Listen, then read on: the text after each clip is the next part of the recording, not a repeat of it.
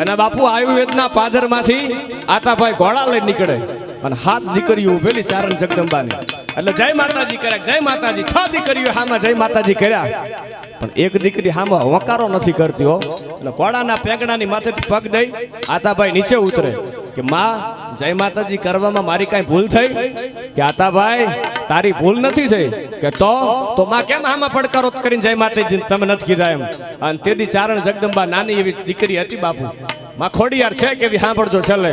અને તેથી આતાભાઈ ના માથે હાથ મૂકી અને ચારણ જગદંબાએ એટલું કીધું કે આતાભાઈ તારા ઘોડાને મંડ હાંકવા અને તારા ઘોડા જે છે એ તારા ઘોડાના ડાબલે 1800 પાદર આપું તો માનજે મામડિયા ચારણની ખોડિયાર બોલું છું, બાકી એમાં બીજી વાત ન હોય. ઈ ભગવતી જગદંબા મારી તમારી માં ખોડિયાર બેઠી છે. ઈ ભગવતીને છેલ્લે યાદ કરી બાપુ સમય જાતો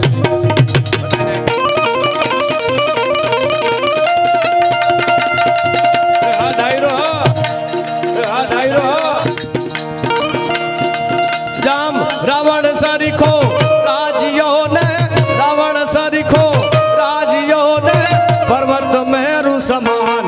આલાજી તારા, આલાજી તારા. ભલા માણસ આ મેળામાં જઈને થાકી ગયા છો શું તમે બધા? આમ ભલા મણા આને સાહેબ 5 આનની ધરતીનો દીકરો 4 દી મેળો હોય એટલે નો થાકે યાર. કે આલાજી તારા બરાબર ને બાપુ?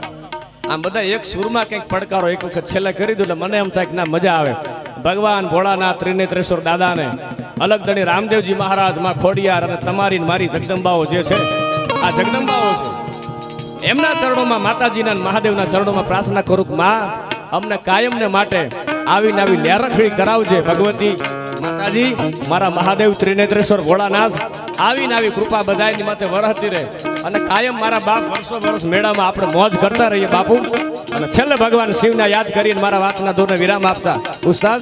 જામ રાવણ સરીખો રાજીયો ને, રાવણ સરીખો રાજીયો ને, પર્વત મેરુ સમાન. આલાજી તારા, આલાજી તારા. પડકારો તો આપણો પોતાનો આગવો હોય યાર. એમાં થોડું આપણે એમ કેવું બાજુમાં બેઠો હોય કે થોડોક તું મને પડકારો આપને, એ તો આપણો પોતાનો હોય છે યાર. એટલા માટે આલાજી તારા, આલાજી તારા, આલાજી તારા.